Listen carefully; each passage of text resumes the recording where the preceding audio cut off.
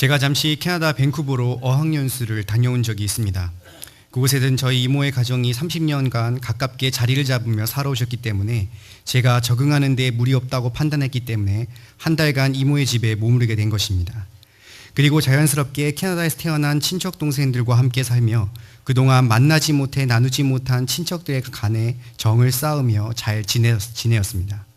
그런데 날씨가 아주 좋은 날 함께 농구를 하다가 아주 사소한 논쟁이 있었는데 그 논쟁이 저를 충격으로 몰아넣었습니다.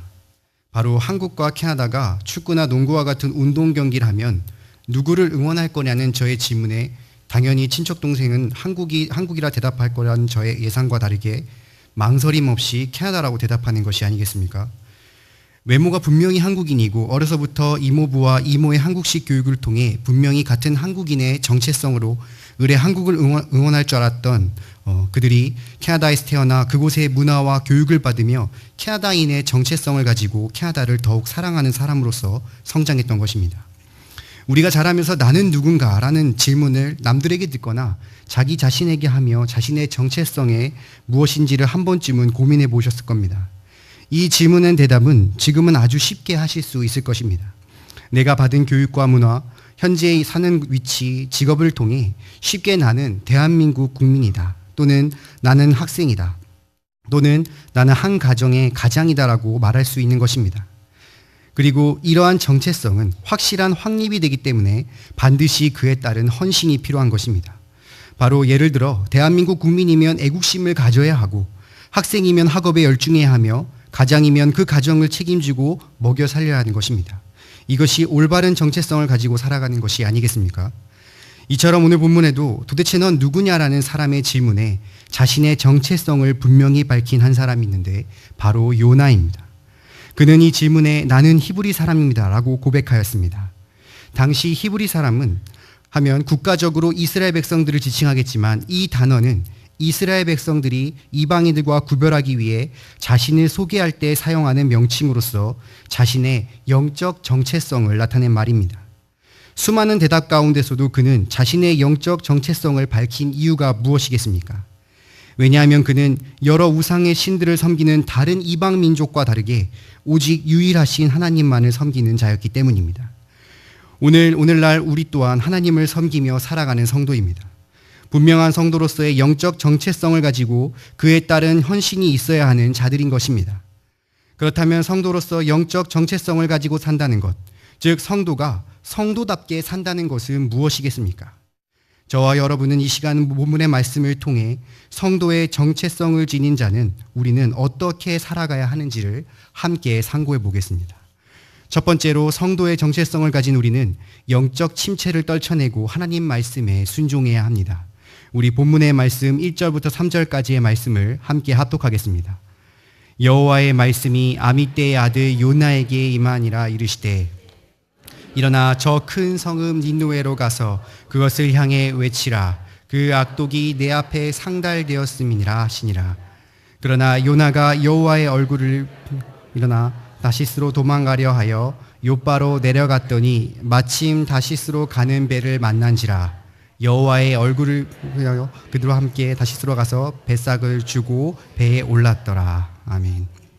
요나서의 주인공인 요나는 여로보암 2세가 통치할 당시 BC 793년에서 753년경 북이스라엘에서 선지자로 활동한 인물이었습니다. 그에게는 여호와 하나님께서 친히 말씀으로 임하는 역사가 일어났습니다.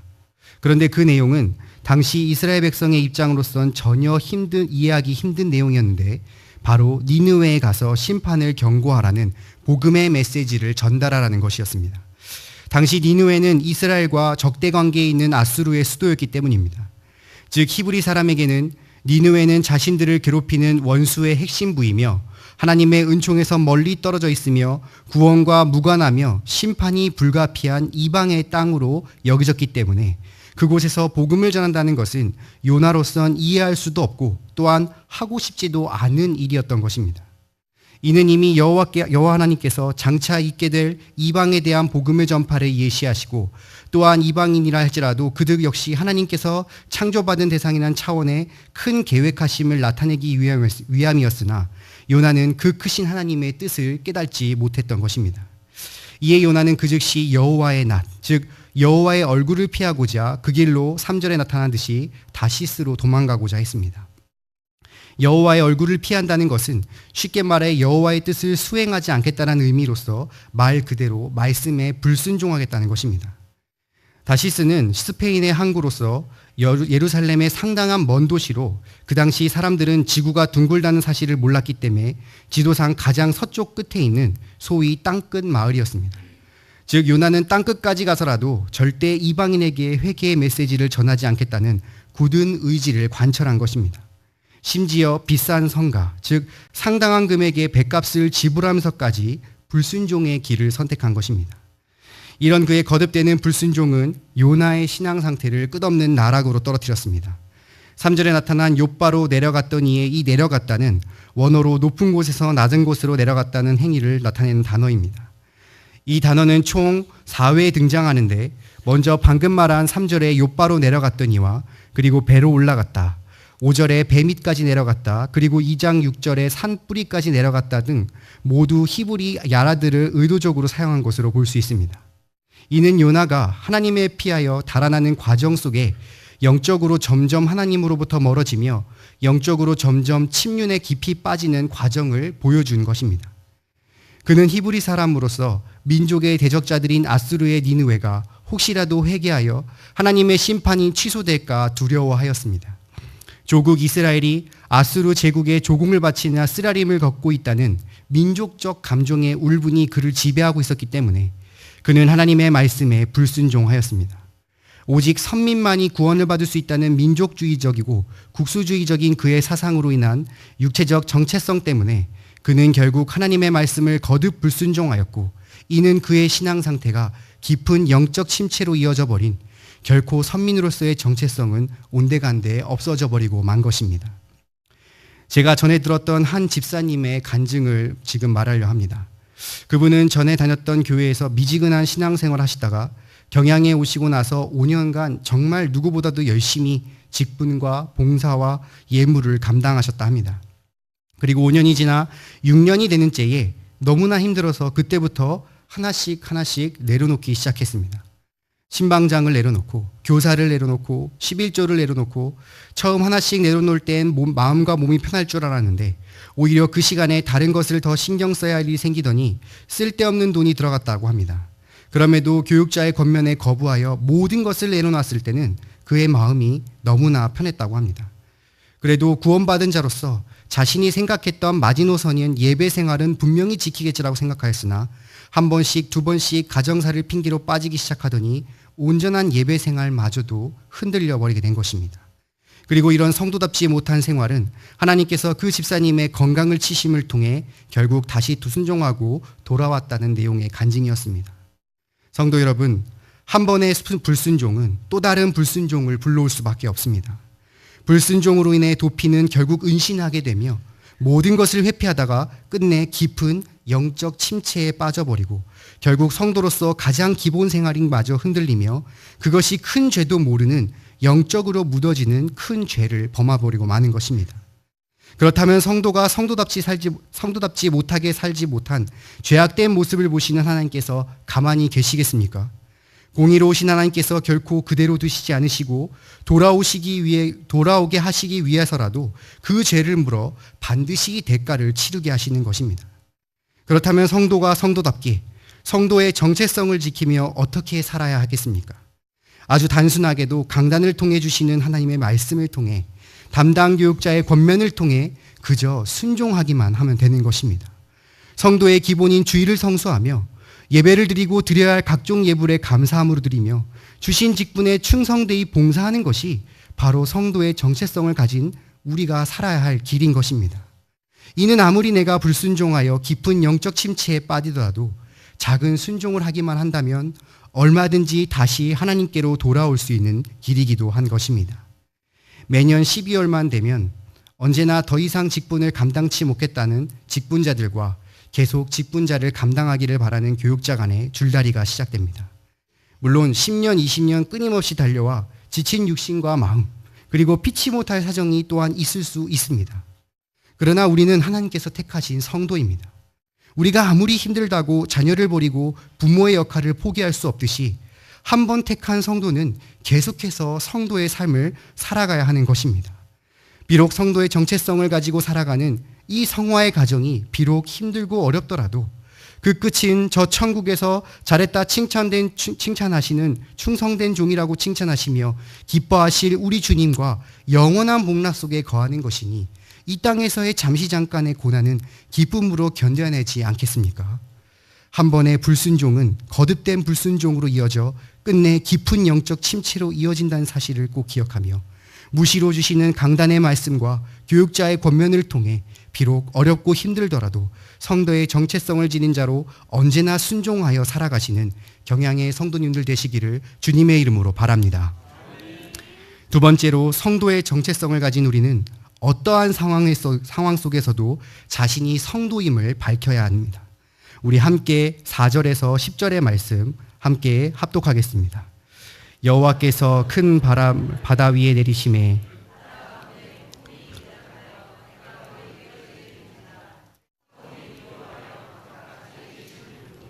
또 배가 가볍게 하려고 그 가운데 물건을 바다에 던지니라. 그러나 요나는 배 밑쯤 내려가서 누워 깊이 잠이 든지라. 선장이 그에 가서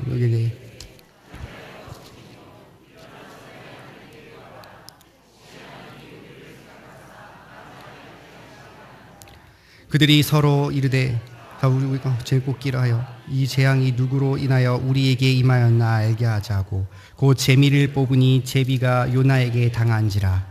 무리가 그에게 이르되 청컨대 이 재앙이 우리에게 임하였는가 고하라. 내 생업이 무엇이며 어디서 왔으며 고국이 어디며 어느 민족에 속하였느냐. 그가 대답하되 나는 히브리 사람이요 바다와 육지를 지으신 하나님의 하나님 여호와를 경외하는 자로다 하고 자기가 여호와의 낯을 피함인 줄을 그들에게 고하였으므로 무리가 알고 심히 두려워하여 이르되 내가 어찌하여 이렇게 행하였느냐 하니라. 아멘. 하나님께서는 이런 요나가 탄 배에 4절에 나온 대로 대풍을 바다 위에 내리셨습니다. 당시 지중해에서 흔히 볼 수 있는 폭풍은 유라굴로였습니다. 이는 늦가을이나 초겨울의 추겨울 즈음에 있는 것으로 지중해를 자주 왕래하던 선장과 선원들이라면 충분히 예견할 수 있었던 것이었습니다. 그러나 5절에 나타났듯이 그들은 전혀 예측하지 못한 채 대풍을 맞이하여 당황하고 두려워하기 시작했습니다. 그리고 저마다 각자의 신을 부르고 가지고 온 물건들을 버리며 살기 위해 애를 쓰기 시작한 것입니다. 그런데 이러한 선원들과 너무나 대조되게 요나는 5절에 배 밑에 깊이 잠이 들었습니다. 폭풍을 통해 이렇게 난리가 났음에도 그가 이러한 모습을 보인 것은 단지 여행의 피로로 인함이보단 거듭된 불순종으로 인한 영적 침체로 인해 모든 것이 무감각해져 버린 비참한 상태를 보여준 것입니다. 이에 선장은 자는 요나를 깨워 책망하며 일어나 내 하나님께 구하라고 촉구하였습니다. 여기서 선장이 말한 하나님은 동일한 신앙관을 얘기하는 것이 아니라 요나가 믿는 하나님께 구할 것을 다신론적인 신관의 관점으로 얘기한 것입니다. 그리고 7절에 제비뽑기를 제안하여 이 재앙의 원인을 찾고자 한 것입니다. 이 제비뽑기는 의외로 성경에 자주 등장하는 방식으로 잠언 16장 33절에 사람이 제비를 뽑으나 이를 작정하기는 여호와께 있느니라고 했듯이 하나님께서 역사하시는 방법 중 하나로 쓰였습니다. 그리고 본문에도 마찬가지로 하나님의 역사하심에 따라 요나가 뽑히고 만 것입니다. 사람들은 요나에게 다급하게, 아니 어쩌면 험악하게 넌 도대체 누구길래 무슨 이유로 재앙을 몰고 우리에게 왔느냐라고 물어본 것입니다. 이는 그들의 마음속에 재앙은 심판이며 신을 거역해서는 안 된다는 인간의 본성이 있었기 때문입니다.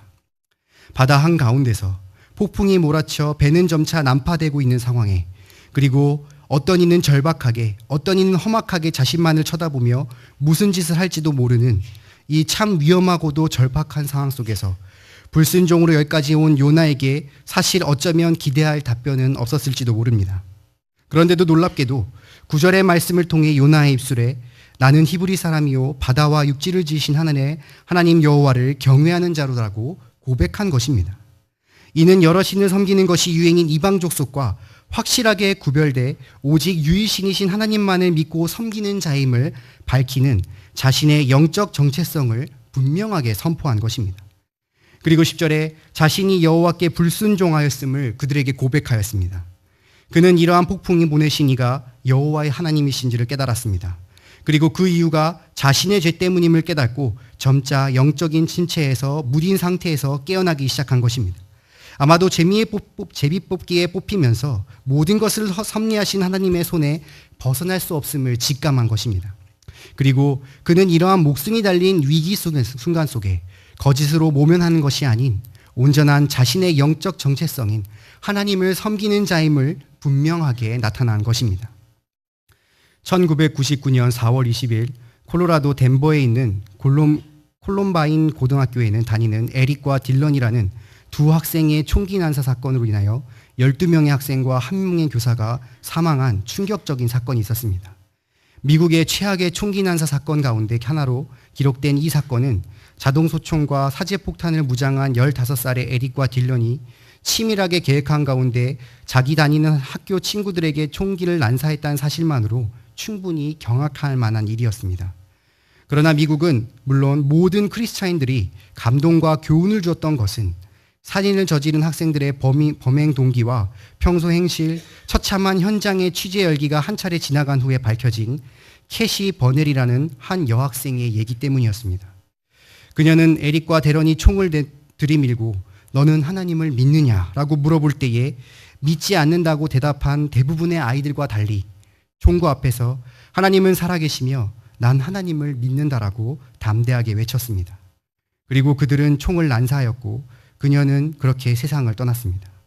이와 같은 죽음 앞에서 행한 그녀의 확실한 신앙 고백은 많은 청소년들에게 그리스도 안에서의 자신의 영적 정체성을 찾도록 도전을 주며 미국 10대들의 대각성 부흥운동으로 이어진 것입니다. 여러분들이라면 이러한 상황 속에서 똑같이 고백하고 밝히실 수 있겠습니까?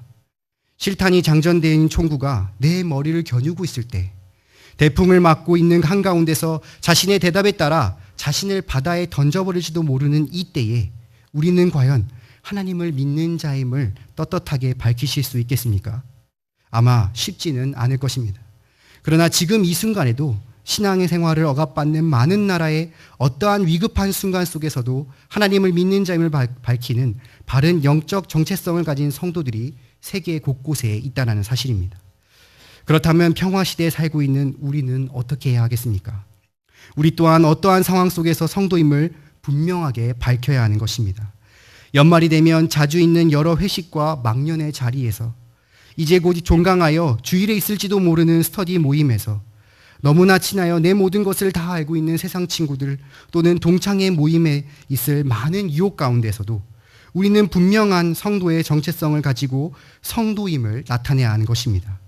그것이 비록 내 사업에, 내 승진에, 내 학점에, 내 우정에 금이 갈지라도 여러 사람들에게 조롱거리가 되고 비난의 대상이 될지라도 우리는 묵묵히 감당해내야 되는 것입니다. 그리고 그런 성도답게 사는 자에게 하나님께서 그 앞길을 책임져 주시고 더 큰 축복을 주시지 않겠습니까? 아무리 어렵고 힘든 모임 속에서 내 앞길을 달린 절체절명의 위기 속에서도 성도의 정체성을 지닌 자로서 분명한 자신의 성도임을 나타내어 모든 죄의 유혹을 이겨내시는 경향의 성도님들 되시기를 주님의 이름으로 바랍니다. 마지막으로 성도의 정체성을 가진 우리는 자신의 뜻을 내려놓고 죄를 회개해야 합니다. 우리 11절부터 16절까지의 말씀을 함께 합독하겠습니다. 바다가 점점 흉흉한지라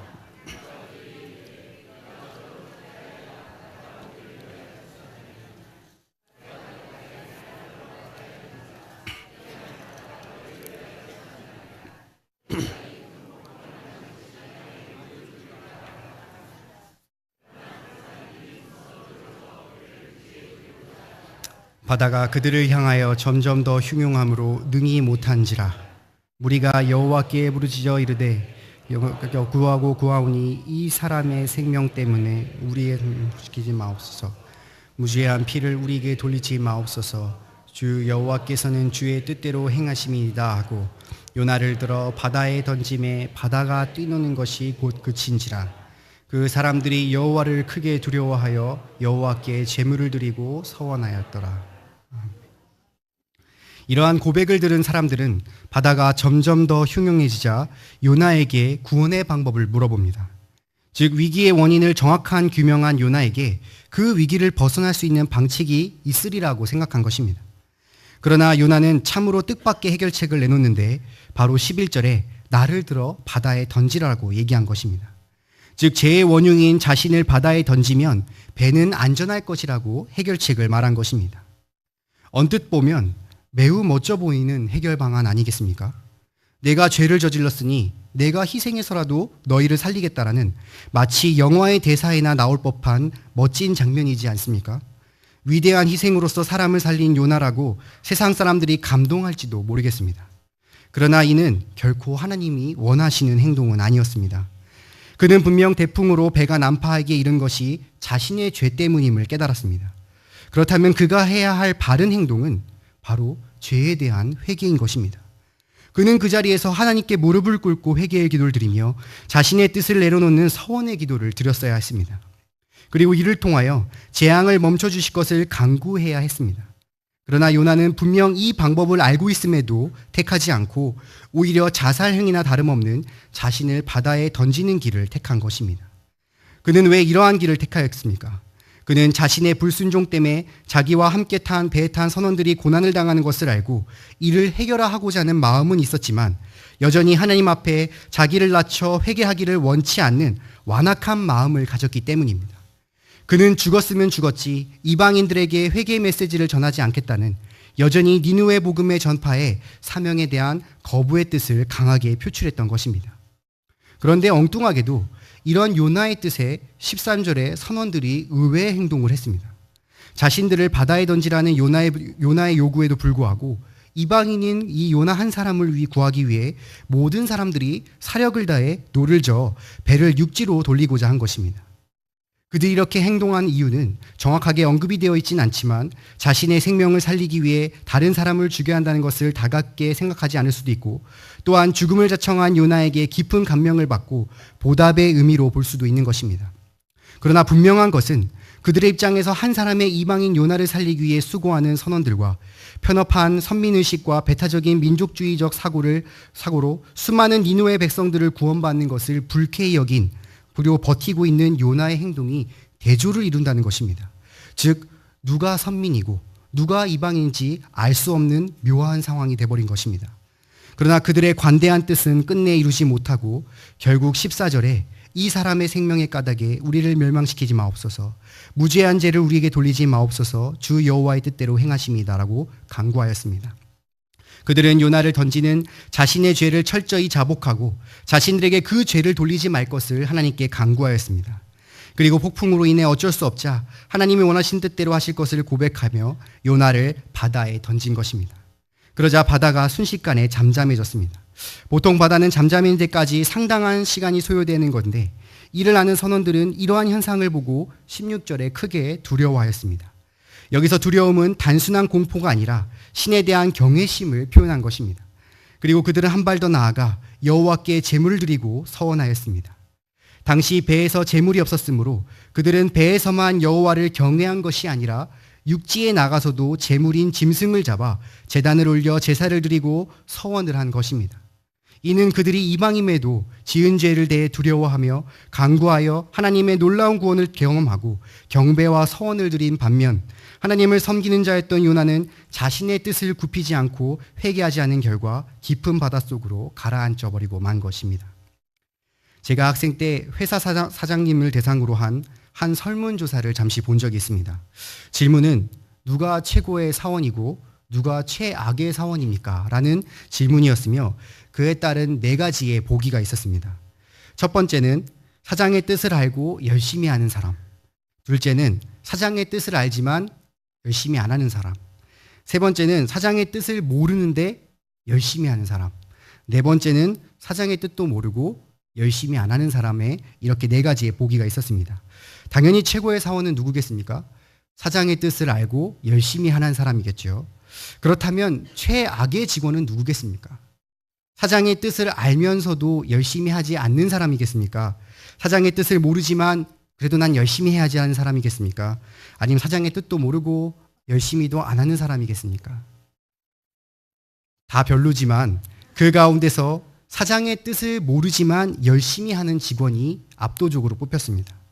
이는 아무리 열심히 하여도 그 회사가 나아가는 방향과 전혀 무관하게 열심히 하는 사람은 오히려 회사의 분위기를 흐리고 이를 비효율적으로 만들어 오히려 열심히 하지 않는 사람보다도 더 최악의 직원이 되고 마는 것입니다. 우리는 우리의 삶 속에서 성도라는 이름으로 나름 열심히 살아가지 않습니까? 그런데 우리가 항상 점검해야 할 것은 과연 우리가 하나님의 뜻에 따라 살아가고 있는지를 항상 살펴봐야 되는 것입니다.